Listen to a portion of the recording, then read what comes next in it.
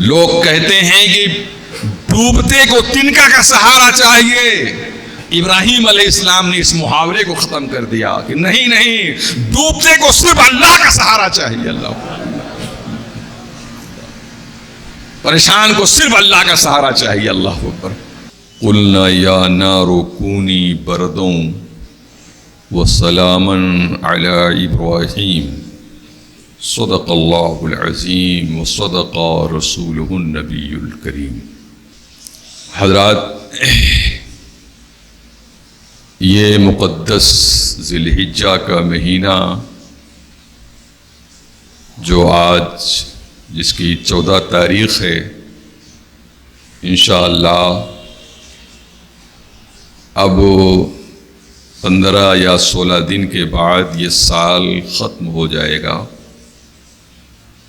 اور اس مقدس مہینے میں حضرت ابراہیم علیہ السلام کے بہت سی یادگاریں ہیں، جس میں قربانی اور مناسک حج وغیرہ. قرآن کریم میں حضرت ابراہیم علیہ السلام کا نام 69 جگہ بائی نیم آپ کا نام آیا ہے. 69 جگہ قرآن کریم میں ابراہیم علیہ السلام کا نام آیا ہے. حضرت ابراہیم علیہ السلام جب بت پرستی دیکھتے تھے، کفر و شرک ہوتے دیکھتے تھے، تو آپ کو جلال آ جاتا تھا اور آپ کفر و شرک کے مجمع میں بھی اعلانیہ کفر و شرک سے برات ظاہر کرتے تھے اور کہتے تھے یہ جو تم اپنے ہاتھ سے گڑھے ہو یہ تمہارا معبود ہے؟ استغفر اللہ. یہ تمہارا خالق ہو سکتا ہے؟ ارے خالق وہ ہے جس نے سب کو وجود بخشا ہے، جس نے ساری کائنات کو کریٹ کیا ہے، جس نے ساری کائنات کو بنایا ہے. وہ وحدہ لا شریک ہے. اسی کی عبادت ہونی چاہیے اور اس کے سوا کسی کی عبادت نہیں ہونا چاہیے. چنانچہ جب آپ بت پرستی ہوتے دیکھتے تو آپ اعلانیہ فرماتے انی وجہت وجہیا للذی فطر السماوات والارض حنیفا وما انا من المشرکین. اس کا معنی ہوتا ہے کہ بے شک میں نے اپنا رخ اس ذات کی طرف کیا، بے شک میں نے اپنا رخ، اپنا منہ اس ذات کی طرف کیا کہ جس نے زمین و آسمان کو وجود بخشا ہے. حنیفا، میں تمام باطل نظریات و افکار سے الگ تھلگ دین مستقیم پر ہوں. چاہے کوئی میرا ساتھی ہو یا نہ ہو، میں تنہا رہوں گا مگر حق کا پاسدار بن کے رہوں گا. اور میں اس زمین پر کفر و شرک کو دیکھ نہیں سکتا. چنانچہ نمرودیوں نے ایک مرتبہ آپ کو دعوت میلہ دیا کہ ہمارے میلے میں بتوں کی نمائش ہوگی، چلیے آپ وہاں بھی چلیے. حضرت ابراہیم علیہ السلام نے کہا انی سقیم، بے شک میں بیمار ہوں.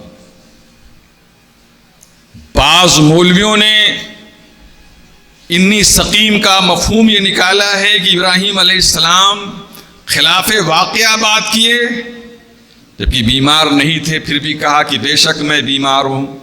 بعض مولویوں نے بھی لکھ ڈالا ہے، بیوقوفوں نے، ان کو پتہ ہی نہیں ہے کہ بیماری صرف جسمانی ہی نہیں ہوتی ہے، بیماری افکار و نظریات کی بھی ہوتی ہے. انسان جب کڑتا ہے ماحولیات سے تو وہ بھی تو ایک طرح کی بیماری ہے. مگر بیوقوفوں کو پتہ ہی نہیں، لکھ مارتے ہیں، کتاب جو پاتے ہیں لکھ مارتے ہیں انی سقیم، میں صحت یاب نہیں ہوں. میں بیمار ہوں کا مفہوم یہ ہے کہ تمہارے ماحولیات میں جو کفر و شرک ہے یہ مجھے پریشان کر رہا ہے. جیسے انسان کو بیماری پریشان کرتی ہے ویسے ماحولیات باطلہ بھی انسان کو پریشان کرتے. جب انسان حساس ہوتا ہے اور بے حس ہوتا ہے تو انہی کے ساتھ وہ بھی لگ جاتا ہے. لیکن جب حساس ہوتا ہے تو اپنے آپ کو بیماری ہی ظاہر کرتا ہے. چنانچہ سب چلے گئے تو آپ نے کلہاڑا اٹھایا اور جتنے بت تھے سب کو پاش پاش کر دیا اور بڑا جو تھا اس کے گردن پہ کلہاڑا رکھ دیا. جب وہ لوگ وہاں سے آئے میلے سے تو اندر داخل ہوئے کہ سجدہ کریں گے اپنے معبودان باطل کو معاذ اللہ، تو دیکھتے ہیں کہ آج تو رنگ محفل ہی بدلی ہوئی ہے.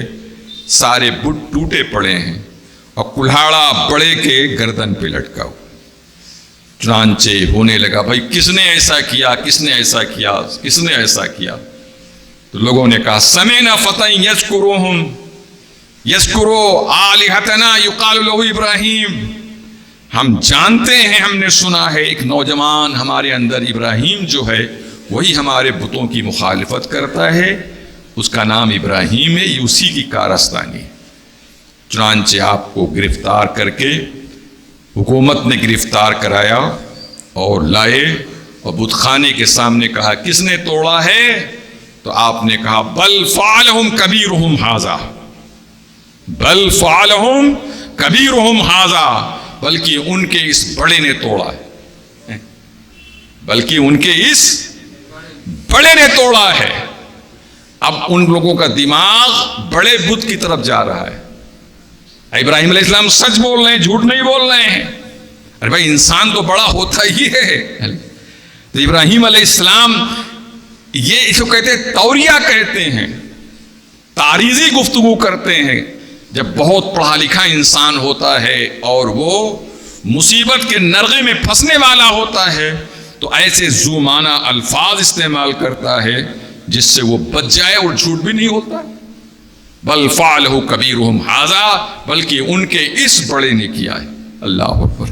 اور ان لوگوں کا دماغ ان کی طرف نہیں جا رہا ہے بلکہ اس بت کی طرف جا رہا ہے بڑے. تو کہا کہ یہ کہاں توڑ سکتا ہے، یہ کہاں کچھ کر سکتا ہے؟ تو کہا جب نہیں کیا تو چھوڑیے، کاہے پہ شک کر پڑے. دیکھو جب باطل شکست کھا جاتا ہے اور حق کا مقابلہ نہیں کر پاتا ہے باطل، تو پھر آخری اس کا کام یہ ہوتا ہے کہ ختم کرو، مٹاؤ، مار ڈالو، ماپ لنچنگ کرو. یہی آخری ہتھیار باطل کا ہوتا ہے. چنانچہ اس کی تیاری کر لیا. ابراہیم علیہ السلام ہمارے بتوں کی مخالفت کرتے ہیں اور یہ اللہ وحدہ لا شریک کی عبادت کی بات کرتے ہیں جو ہمارے سنسکرتی، ہماری تہذیب، ہمارے کلچر کے خلاف ہے. ہم اس کو برداشت نہیں کریں گے. آپ کو گرفتار کرایا گیا اور نمرود بادشاہ جو اپنے آپ کو خدا کہتا تھا ظالم، اس نے ایک بہت بڑا ہاتھا بنوایا، اس میں لکڑیاں ڈلوایا اور لکڑیاں جلائی گئیں اور خوب شعلے بلند ہو گئے. پرندے بھی بیچارے پریشان ہو گئے، ساری مخلوق پریشان ہو گئی اس آگ سے. ایک ابراہیم کے لیے آگ جلائی کیا گئی تھی، ساری مخلوق پریشان ہو گئی. اب جب اس کے شعلے آسمان سے بلند باتیں کرنے لگے، اب سوال پیدا ہوتا ہے کہ کون لے جاتا ابراہیم کو ڈالنے کے لیے وہاں پر؟ شعلے تو دیوار کے پیچھے سے بھی شعلے بلند تھے. کون لے جاتا؟ وہی چل جاتا. تو شیطان بشکل انسان آیا اور اس نے کہا کہ میں بتاؤں گا آپ کو کیسے ڈالو گے انہیں. تو اس نے کہا منجنیق بناؤ، گوفن بناؤ، جیسے توپ ہوتی ہے ایسے گوفن ہوتی تھی پہلے. کہا بناؤ، اس میں ان کو ڈالو اور کھٹکا یہاں جب دباؤ گے تو یہ نکلیں گے اور ٹھیک نشانہ لو کہ آگ میں جا کر یہ پڑیں. اللہ یہ سارا تماشا نمرودیوں نے کر ڈالا. حدیث شریف میں آتا ہے خازن مطر جو بارش کا مالک فرشتہ ہے وہ آرڈر کا انتظار کر رہا تھا، اللہ کے آرڈر کا انتظار کر رہا تھا کہ ارے اللہ اب کہہ دے کہ مجھے پانی برساؤ، اب کہہ دے پانی برساؤ، اب کہہ دے پانی برساؤ. وہ انتظار کر رہا ہے کہ اللہ جلدی آرڈر کر، تو پانی برسا دو، سب بجھ جائے. اللہ مگر خدا کی قدرت نے کہا نہیں، پانی نہیں برساؤں گا. اللہ کیوں؟ اس لیے کہ پانی برسا دیتا ہے نا تو لوگ کہتے اتفاقیہ ایسا ہو گیا. ہوا چلا دیتا لوگ کہتے اتفاقیہ ایسا ہو گیا. اولے گرا دیتا لوگ کہتے اتفاقیہ بجھ گئی آگے. خدا نے کہا تو اپنی والی ایک دم آخری حد تک کر لے، پھر دیکھ میری قدرت. اللہ اکبر. جب اس نے جب کو ڈالا اور ادھر کھٹکا دبایا گیا ہے اور ابراہیم علیہ السلام ابھی فضا میں ہیں، آگ اور منجنیق کے درمیان میں ہیں، کتنے میں جبریل علیہ السلام بھی آ گئے. جبریل علیہ السلام کو اللہ تعالیٰ نے فرمایا جبریل تو یہاں سدرہ میں بیٹھا ہے، میرا خلیل آگ میں ڈالا جا رہا ہے، جاتا کیوں نہیں تو جبریل علیہ السلام بہت تیزی کے ساتھ آئے.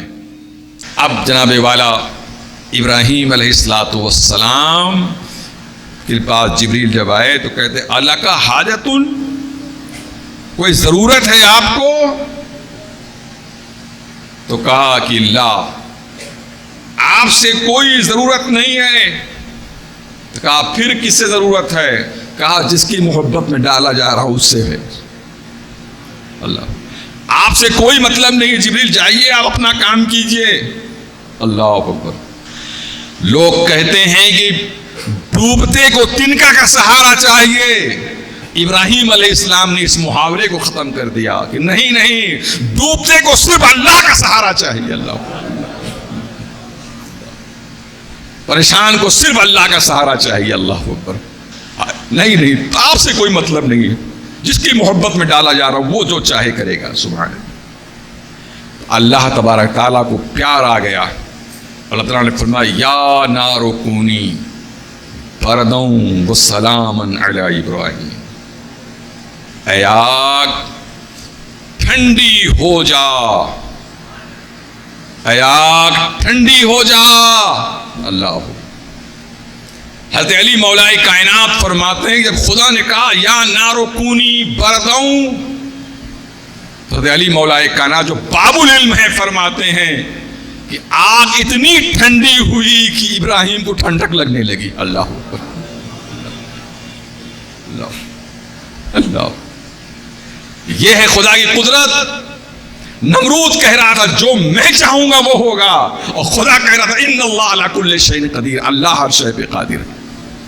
یہ آگ اللہ کی بنائی ہوئی ہے، ہوا اللہ کی بنائی ہوئی ہے، پانی اللہ کا بنایا ہوا ہے. وہ چاہے گا تو پانی سے آگ کا کام لیتا ہے، اور وہ چاہتا ہے تو آگ کو پانی بنا دیتا ہے. اللہ اللہ. یا نار کونی برداً، اے آگ ٹھنڈک ہو جا، ٹھنڈی ہو جا. تو روایت میں آتا حضرت علی مولا فرماتے ہیں کہ اتنا ٹھنڈک ہوئی کہ اب ابراہیم کو ٹھنڈک لگنے لگی. تو اللہ تعالیٰ نے فرمایا سلاما، اتنی ٹھنڈک کی سلامتی رہے. اللہ اتنی ٹھنڈک کہ بولو سلامتی. دیکھو گرمی بہت پڑ رہی ہے نا، ابھی 10x10 کا کمرہ ہو اور 10 جو ہے جناب والا آپ جو ہے اے سی لگا دیجئے، بولو ٹھنڈک پھر برداشت ہوگی؟ ٹھیک ہے گرمی ہے، ٹھنڈک بھی ایک متناسب ہونا چاہیے، معتدل ہونا چاہیے. جب خدا نے کہا یا نارو کونی برداؤں تو آگ اتنا اللہ کی اطاعت، اتنا اطاعت گزار ہے، اتنا اطاعت گزار ہے، اتنا اطاعت گزار ہے. اس نے کہا آج میں اپنے رب کا فرمان بتاؤں گا کہ ٹھنڈک کیسے ہوتی ہے. سبحان اللہ. آگ ہوں میں جلانے والی، مگر رب کے حکم سے جلانے والی ہوں، اور وہ خیرات ٹھنڈی تو اتنا ٹھنڈی ہوں گی اللہ اکبر کہ ابراہیم علیہ السلام کے لیے زحمتیں بن جاؤ. السلام، ٹھنڈک کے ساتھ ساتھ سلامتی کے ساتھ. اللہ، ابراہیم علیہ السلام کے صرف بندھن جو تھے، جو رسی بندھے ہوئے تھے وہی جلے تھے، باقی سب کے سب پورا جسم ایک رویا بھی نہیں جلا. سبحان اللہ. یہ ہم لوگوں کے لیے عبرت ہے، عبرت ہے. آج مسلمانوں میں اتنے سطحی لوگ ہیں، ذرا سے طوفانی ماحول ہوتا ہے کہتے ہیں آپ کیسے رہیں گے؟ یا اللہ کیسے رہو گے؟ اور ابراہیم علیہ السلام جو اکیلے ہیں، اللہ اکبر.